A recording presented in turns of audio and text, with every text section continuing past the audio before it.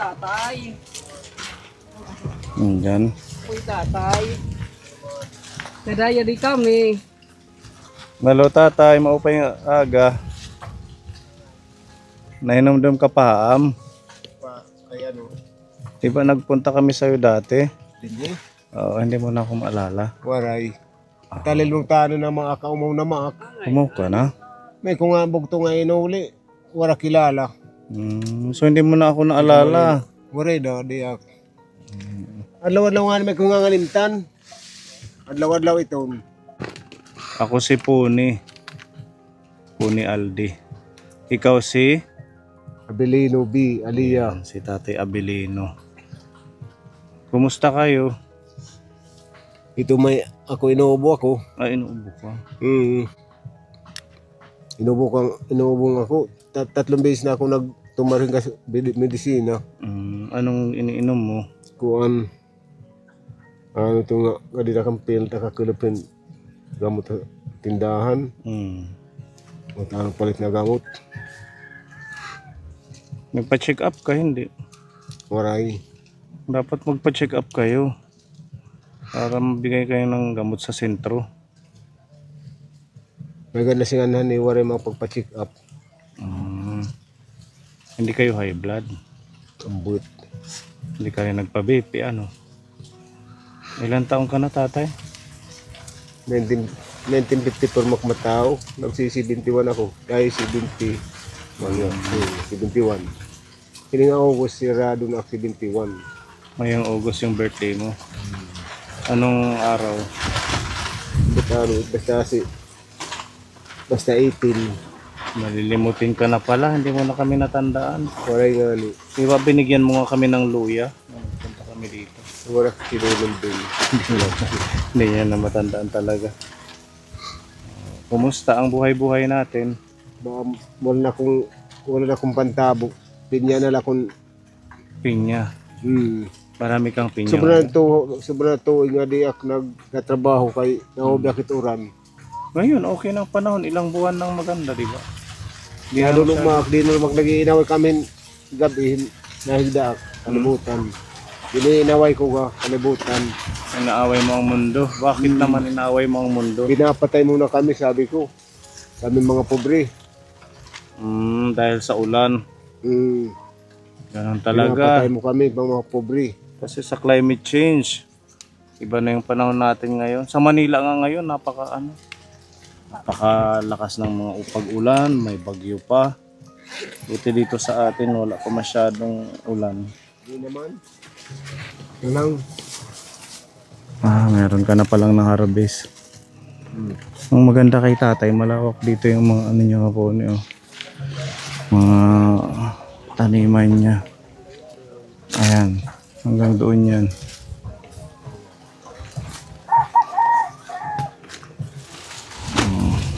Pwede pet mamaton pagtan mo. Pwedeng itanim ano. Ito. Ito, mga kagaya na ito. Pwede ito yung mga hiwa. Paano ba magtanim? Pagkukuha na namin lupa, itbulo. Bali, pag hinapon, pagpapahamag ka nun. Ipapalambutin, plaplat yung lupa. Pagbubumba kong tawag. Oo, saka naman siya, gaano kalaki yung itatanim? Maputo lang dyan. Kahit ganyan lang. Ito na to. Ibabaon or hindi masyado? Babaon, hindi na sisirihit nil. Kung kanit, hindi na ito na tihit sulod. So lalabas na lang yung ano niya dahon. Native ba to, tatay? Oo, native na it.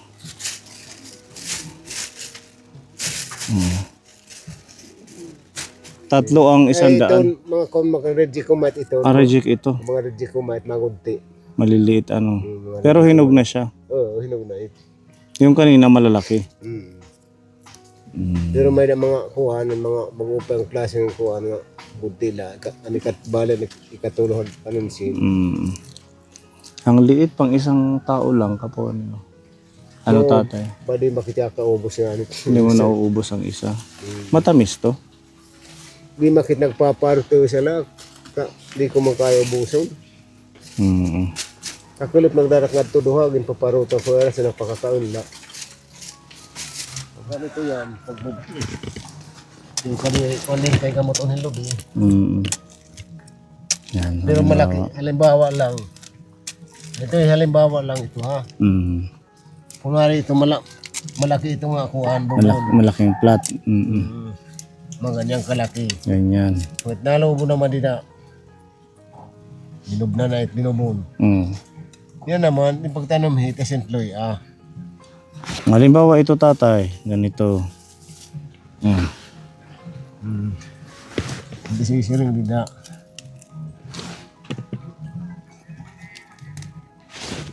Ito. Ganyan.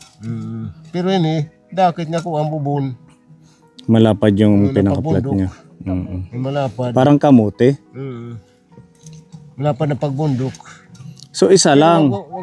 Isa lang luya. Isang Luya lang. dadami yun siya. Oo. Yung Lalapad. laman. Ganun pala. Sasanga-sanga yan. Oo. So ayan, may idea na tayo. Ha? Ilang buwan paghati? Ewan kong ilang buwan yan. Di pa man matagal. Pero kaya ko kinuha yan dahil sobra na ang kuwanda mo. Malawak mo itong ano ko doon hanggang kay Muslim doon. Akin man yung tanin. Nagulat ako. Akala ko kung ano. Akala ko kung ano ng giant luya na sumabog. Sorry. Ganon pala tatay. Ang pagtatanim ng luya. Ano yan? Medicinal. Mint. Mint yan. Gamot siguro to kaponi kasi amoy ano siya. Yung parang amoy mint. Parang sakit sa tiyan. Parang maluya. Ang ganda dito sa farm ni tatay. Malawak. Ito didi. Saan? Malawak talaga. Ang bahay niya. Kasi ano ko biya makakanan. Sobrang may tuwag na nga din na pagtatrabaho at sinigitan. Bilang, hoy, wala ka pang harvest. Maliliit pa. Ano, talagyan to. Ako nalagyan to. Dito na may balay. Ako nga dito tanong dito. Ang lawak pala, ano. Mahilig ako magtrabaho kasi ang buhay ng tao dyan sa tanim. Sa pinaghirapan. Kung walang kagaya ninyong magsasaka, walang kakainin. Ayaw talaga. Sabi ko, mula sa simulat sa pool nung ako yung nabuhay, yun ang ginagawa ko pag tanim. Dahil dyan na ang tao mga nabubuhay. Ang mga mayayaman dyan nabubuhay sa mahihirap. Kasi ang tanim ng mga mahihirap, bumibili o kaya binibigyan ng mga mayayaman. Doon ang bubuhay mga mayayaman sa mahihirap. Totoo yan. Kaya malaki yung ambag nyo sa ating ekonomiya. Oo. Kasi kung wala kayo, walang Pati mayayaman patay. harvest. Pati mayayaman. Kasi Ako magtatanim. nakadepende sa mga magsasaka yung pagkain, di ba? Tingnan mo, malawak talaga yan. Ako lang mag-isa yan. Kaya yung mga saging dyan, Maganda dito ang luya. Kaya yun yung ano niya sa pagtatanim. Pinya nga dito. Pag dito may balay. Wala nang i-harvest na pinya. Walang harvest mako kahapon. I-harvest ka kahapon. Yan yung nabenta mo sa palengke. Pwede na at least masipag kayo. Meron Meron mga kayong... pinya ko yan. Yung sa may bahay doon. Ano, di ba nakikita mo pinya doon? Sa'yo din yan. Yung nandun. Nakikita pinya. Malawak yan. Ayan, mga pinya na.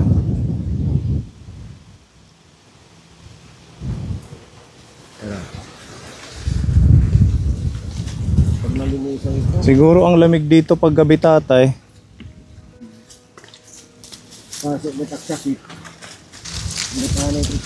Umilisip ko ang sakit niya. Pasok.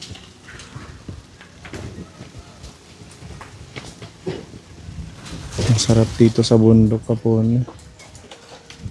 Presko ang hangin. Tahimik. Malayo sa, sa ingay ng mga sasakyan. Butas-butas na rin yung trapal. Pero masaya siya. Marami siyang panggatong.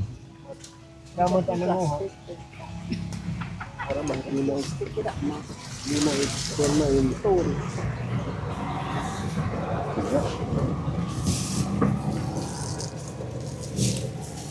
Tayo ng pinya na tatanimin. Ito pwedeng pananim paano? Hindi ka marunong yata magkuhan. Ako na mag...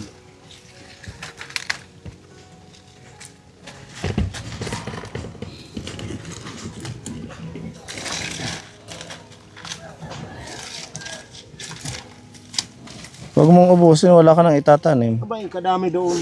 Marami. Ibibigay ko lang naman din yun yung doon. Pinamimigay, hindi siya nabigay ko, hindi na lang mga 200. Ganon. Ang bait nyo naman. Pagtanim nito. Mababaw lang yan ang pagtanim, tatay. Tuturo ko yun.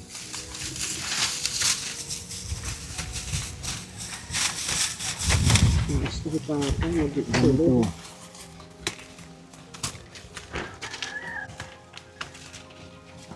Ayan, tingnan mo daw Ate Robby. Mababaw lang.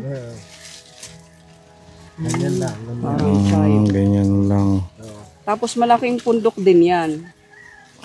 Hindi. Maliit lang. Liit lang. Kasi ganyan lang yan. Igaganyan mo lang sa ganito. Ganitong lupo.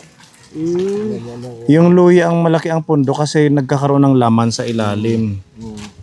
Thank you, Tata. Oo. Ganun ang mga teknik ni tatay. Ano pa lang ako? Mm. Nung nag-uma ako. Nagsaka ka. Grade 4 pa lang ako. Noong araw. So grade 4 pa lang nagtatanim na kayo? Kasi ang nanay ko walang asawa. Ako tumutulong naman din ako trabaho sa pagtatanim.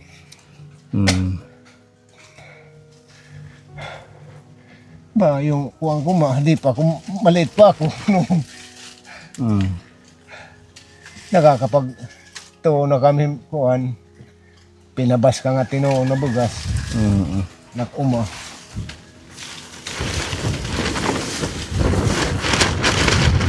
Ang ganda ng hangin. Ay, nakakaantok. Kaya pala may duyan si tatay. Kasi malakas ang hangin dito. Hindi naman ako nakatulog. Bakit naman hindi ka nakatulog? Kasi kahit isang oras hindi ako nakatulog. Dahil sa mga iniisip ko ba, dami na iniisip ko. Huwag masyadong mag-isip. Bakit sabi ko hindi ako nagpamilya? Bakit di ka nagpamilya? Yung tinatanong ko sa sarili ko, bakit hindi ako nagpamilya? Nung araw may pira ako. Nag-buy and sell kasi ako nung linagari na kahoy. So marami ang pira ko noon. Nagkatira ko ng kulang-kulang 1 million. Ang dami naman. 700,000 ang pira ko. Sana all nagkakaroon ng pera ng ganyan. Ano tatay? Nag-buy and sell ako ng kahoy. Binibili ko 3 pesos ang board foot. Binibinta ko naman kalatsusong ko. Ang alago. Tag-15 yan board foot. Tapos napabalod. Kaya mabilis kang magkapera dati. Yung sinisisi ko ang sarili ko. Kaya kung minsan pinagsusunto ko yung ula ko, yung papalo ng tungkod ko. Nalulungkot po kayo? Ha? Nalulungkot kayo? Oo. Dapat ano na lang. Umiiyak ako na pag iniisip ko. Kaya di ako makatulog sa pag-iisip ko. Bakit hindi ako nag-asawahan? Mayroon, sabi ko nagmamadali na mag-asawa kami. Akong umayaw. Lumalayas ako sa Maynila. Punta Maynila. Hindi kayo nagseryoso dati. Waray nga. Hindi pa naman huli, pwede ka pang mag-asawa. Pwede pa nga. Gusto mo, meron kaming kilala, si Lola G. Taga San Mateo. Hindi. Lola Jeronima. Kung gugustuhin ako niyan, kasi hindi ako makakain ng masarap. Hindi ako makakain ng masarap. Masipag din magtanim, parang ikaw. Di basta di ako tamad ako magsasaing. Yung pagsasaing ko madaling araw, kape. Kaya lang isang beses lang ako nagsasaing maghapon. Pero marami-rami yan. Kulang na isang salup. Isang salmonan. Ang dami nyo ang kahoy, oh. Oh, Kaya marami yan. mahirapan sa panggatong. Dami niya nang bumili. Puno man hanggang doon. Puno naman ito hanggang doon. Isama natin si Lola Jo dito. Ano? Total San Mateo, San Andres, medyo magkalapit lang sila na barangay. Malay natin ito na yung happy ending. Happy ending. Happy life. Yung nga rin, Tatay. Jeronima. Oh, Lola Jeronima. Baka kilala mo nga taga San Mateo lang. Nananamdam akit, pero di ko i-itsura di ako na nananamdam na. Mahilig makichatcha, makipagsayawan. Tisay nga lagas. Tisay nga matanda. Haan diya, walay di dapit. Ti dahit may tipakatuhit hanging bridge. Ako na nananamdam. Basta dadalhin namin dito. Okay lang sa'yo, pakilala namin Hindi sa'yo. rin, oo. Sige. Malay natin magkaunawaan kayo. Total mahilig naman kayo sa pagtatanim. Ano tatay? Pero dapat ang bata baka makaanak pa kami. Gusto mo pang mag-anak? Ano ba yan? Mag-aanak pa ba si Lola? Ate Ruby? Naubas na daw siya. Hubas na. Low tide na daw siya. Oo, kasi ano na yun, nung 79? Dahil magurang pa. Mas matanda pa sa'yo yun. Low tide na, wala na siyang high tide. Matanda pa pala sa akin. Pero okay na yun, may kasama ka. Ano? Sorry. Sige, kausapin namin. Sama na lang namin dito para magkita kayo. Ano? Baka bukas. Nananghalian ka na? Tatay? Hindi pa? Hindi pa. Meron kaming dalang Nasa almusal pala ako. almusal pa lang. May dala kaming ayuda. Hindi pa lang anak ko yung nag-aalmusal. Ito Sila po. pag-almusal pag-abot ko ti kasawang. Nag-almusal ka na doon. Galing ka sa bayan. Hindi na pag-almusal na ako. Abot ka sa bayan. Ito po, meron kaming dala na blessings. Galing po ito kay Tita Mel. Halagang 2,000. Meron pang tinapay. Kadami naman yan. Stock nyo po ng pagkain. Blessing yan sa inyo. Maria Sip. Ginawa pagkadami-dami. Hindi lang naman isang kainan yan. Hanggang sa susunod pa yan ng mga linggo. Kaya madaming pagkain. Ito, ano ba ito? Kape. May kape dyan, may energy, may gatas. Ito pa may saging. Gahit. Ha? Para matsa inyo. Hindi, bigay ito ng ating sponsor. Kaya ka namin pinuntahan para meron kang pagkain. Maria. Ito pa may bigas. Thank you, Lord. Pasalamat tayo dahil meron pang mga kagaya ni Tita Mel na Sana kayong tatlo, di kayo kahit kailan, di kayo mapunta sa mga masasama at doon kayo mapunta sa Salamat, tatay. Salamat sa dasal mo sa amin. ganun ako pagka magandang ano sa akin. Marunong maawa, tumulong. Tumutulong ako sa mga taong naghihirap. Tumutulong ako sa mga nanihingi, nagbibigay ako. Oo, mapagbigay si Tata kahit yung mga tanim niya, binibigyan niya tayo. Pangalawang punta natin ito pero napaka-generous niya. Kaya nagugulat siya pag meron tayong dala. Hindi siya makapaniwala na meron ganito karaming blessing ang ating Tita Mel, ang mga sponsor natin. Ito, ulam to para meron Ano ba yan? embutido. Sobra naman yan. Ha? Sobrang-sobra na yung mga inano mo. Sobrang pagmamahal yan, tatay. Siksik liglig na blessing ni Lord yan. Yes. Di ba, tatay? Oo. Anong message mo kay Tita Mel dito sa bigay sa iyo? Maraming salamat po sa lahat ng mga nandito, ang dinala dito sa mga inutusan mo. Maraming Malipayon salamat ka po. naman. Masaya nga ako, kaya lang naiyak ako. Masaya na naiiyak. Sobrang saya lang. Ano lang siya, hindi siya makapaniwala. Maraming blessing. Kasi sobra naman yan, sobrang sobra. Parang manghini siya para sa akin lang. Para sa maraming tao na yan. Para sa'yo yan, para hindi ka maubusan ng pagkain. Kumbaga, stock yan ng ilang linggo sa'yo. Total, mag-isa ka lang naman. Itong bigas, 10 kilo, di ba? 10 kilo, pirang ka. Pag 10 kilo, isang buwan ko yung kakainin. Isang buwan Bagay kasi kakainin. isang salmunan lang yung... Isang araw yan. Isang araw yan. Ayan. Thank you kay Tita Mel. Mm. At least nabalikan natin si Tatay Abilino. Deserve naman niya itong blessings. Dahil sa kanyang kahit mag-isa lang. Ang ano lang po sa kanya, kaponin, nagsiself-pity si Tatay dahil hindi siya nagkapamilya. Huwag na kayong masyadong yung bubugbugin niyo yung sarili niyo, yung utak niyo, yung ulo niyo na iuuntog niyo diyan sa dingding. Ba? Wag na Ito, kasi dito, pinasuwag ko ang sigarilyo mo eh. oo, wag yan kasi Pinapasa ko sigarilyo. alam niyo po kung ano man po ang sitwasyon niyo ngayon, yan ang nakatakda ng Diyos para sa iyo. Kung hindi ka man nagkapamilya, ibig sabihin may magandang plano pa si Lord kung bakit hindi ka nagkaroon ng anak, hindi ka nagkaroon ng Wala. asawa. Yung nga nagsisisi ako sobra. Kaya ako hindi ko makatulog sa pag-iisip na kung bakit hindi ako nagpamilya. Ang papapamilya pala sabi ko, napakalaking tulong. Pag ganun po, ang iisipin mo dahil nasa age na tayo ng hindi na naman natin yan maibabalik yung kabataan natin. Pag ganun, isipin mo na laging positibo.